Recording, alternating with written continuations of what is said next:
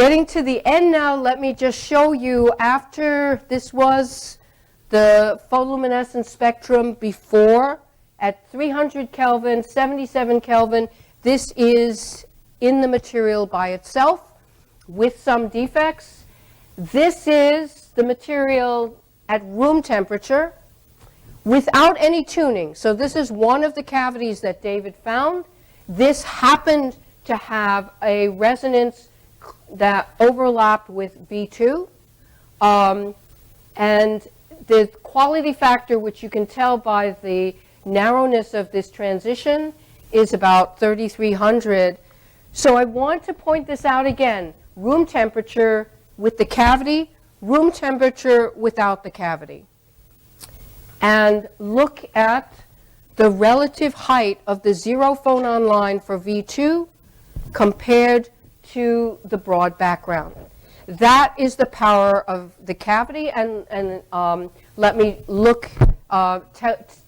take you through some further details. So again, here is the spectrum without the cavity. If we look in detail, and this is before any tuning, so this cavity is not yet resonant, it's not yet that specific amplifier that we want. Here we see, again, this is at low temperature. This is 100 microwatts of input power, and there's a reason I'm telling you why that it's 100 microwatts. And what we see is V1, we see V1, and there are actually two transitions here, though you can't see this clearly. And we see V2. So there, we see the silicon vacancies at two sites. And again, it's in a cavity, but it doesn't look very impressive because the cavity is not truly resonant in frequency with these two transitions. If we take a little closer look at V1, at the V1 peak, we discover actually that there are two peaks.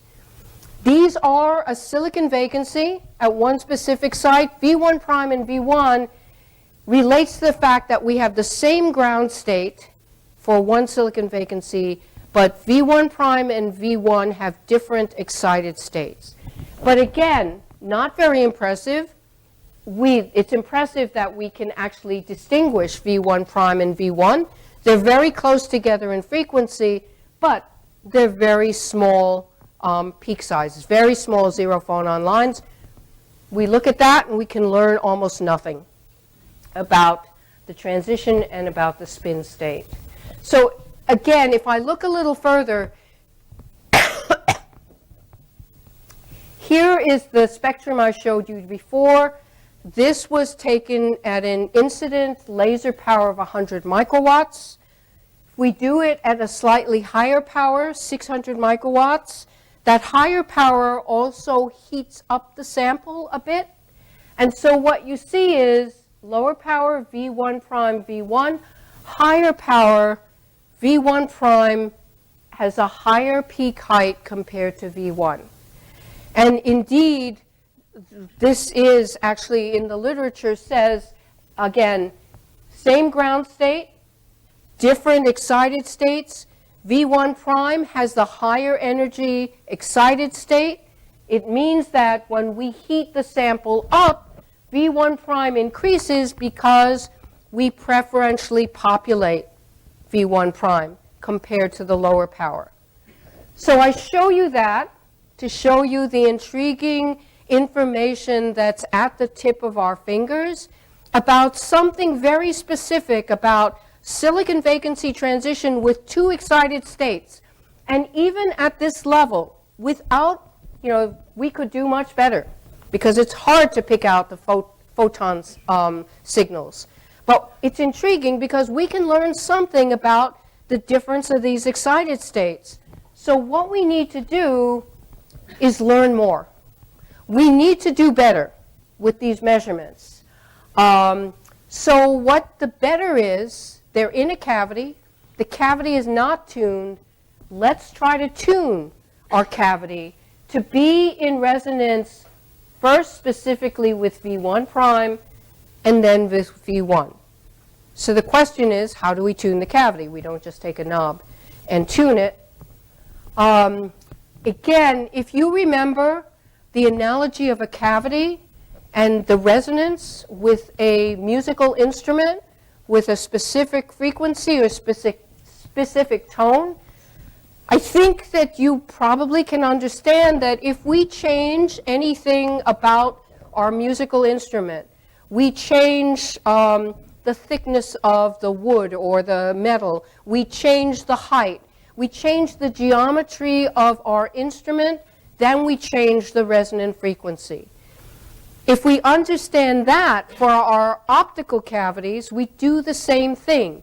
We're going to change the geometry of our optical cavity to change its resonant frequency of response.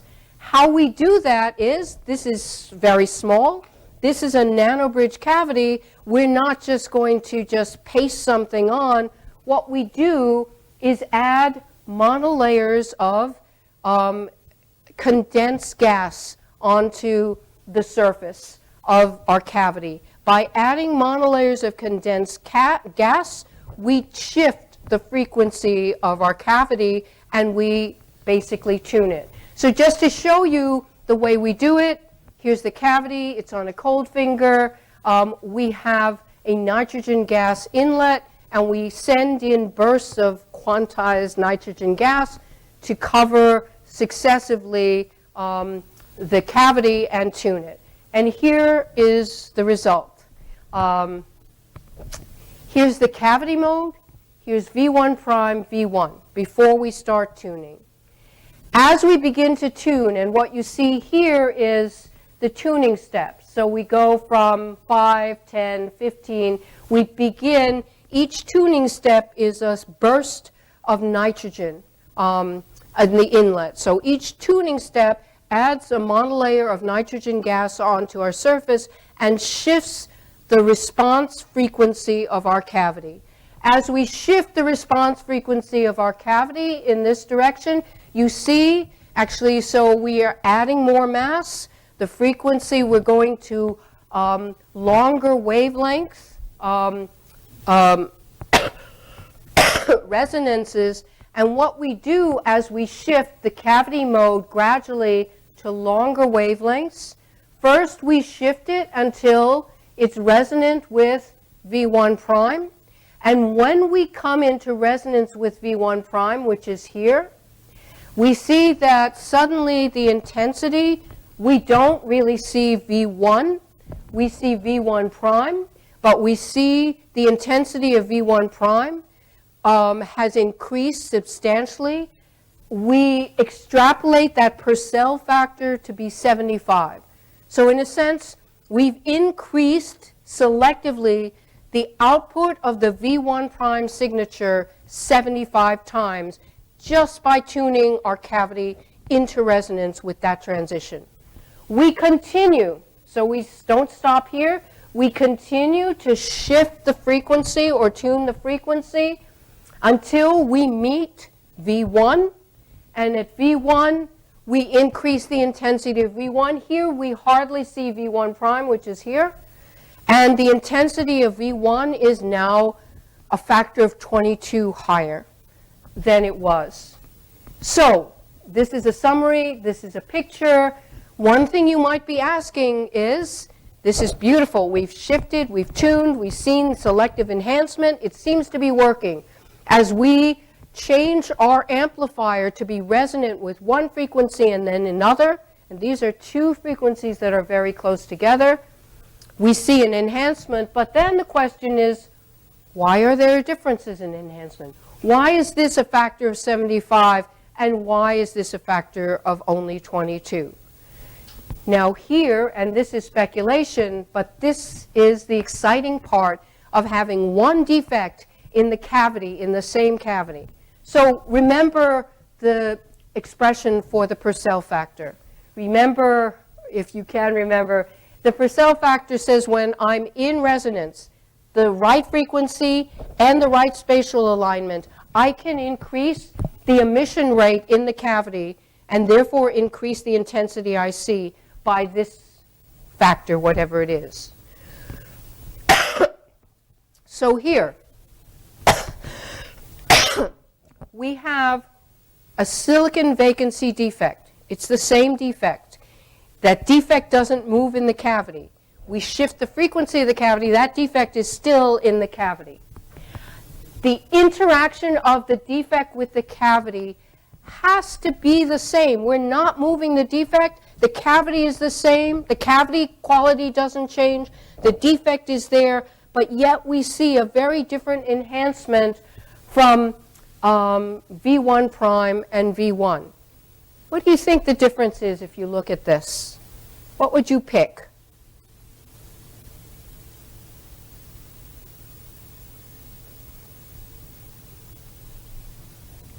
Is there a guess? So here's the beauty. Again, same defect, same ground state, same cavity. Nothing is changing except we have the excited state is different. Here's our guess. It's here. That one excited state, that those excited states have a different orientation with respect to the cavity and the crystalline structure. And that different orientation that shows up in mu dot E, that the V1 final state has something about the final state distribution that has a slightly different dipole orientation, 60 degrees. Our estimate is 60 degrees offline. Now, this is rather remarkable, and I'm about to finish up. I just have 2 slides. We find that this is remarkable because this is a detail, and there are some ideas about the excited state. This is a detail about an atomic level structure and an excited state that would be difficult to get by any other means. I mean, how would you get in there? And we see evidence of this because we have this exquisite amplifier and a nanoscope that allows us to access what is happening as we selectively tune through this V1 prime and V1. Let me finish up by adding some other features of the cavity and defect interaction.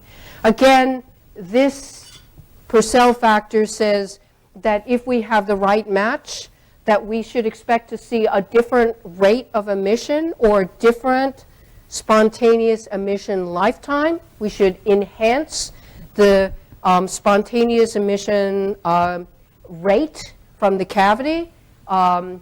And indeed, we can see that if we measure the lifetimes of the defect in the cavity, if we are off resonant, in the bulk, there's a natural lifetime, which is about 6.4 nanoseconds. If we are in the cavity but deliberately tuned to be off resonant, then the lifetime is 9.4 nanoseconds. So it is longer. The spontaneous emission lifetime is suppressed or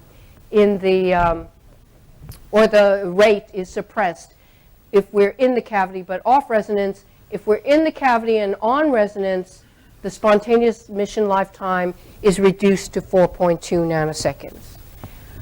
Finally, if we look again at these spectra, beta is the spontaneous emission factor, the fraction of light emitted into the particular zero phonon line we're interested in. Again, this is just with in the cavity but untuned, the various peak heights.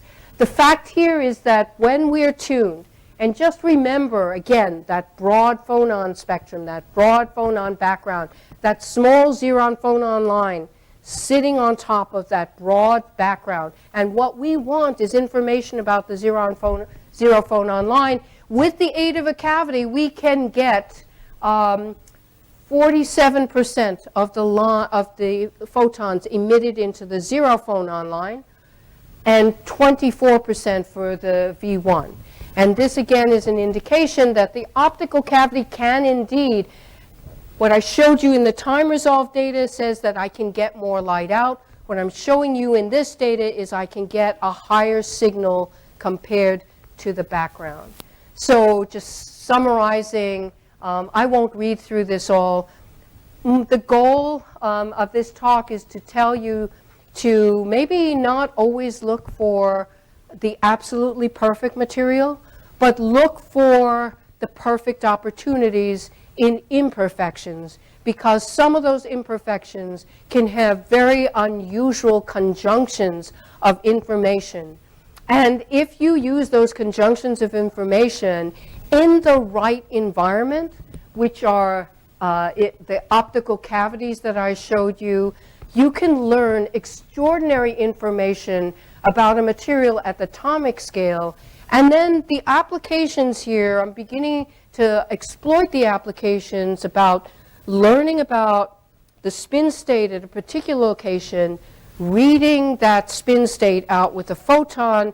This is a basis of many possible kinds of applications: magnetometry, quantum links, quantum communications protocol. The fact that this is at room temperature also lends great motivation to working in materials like silicon carbide.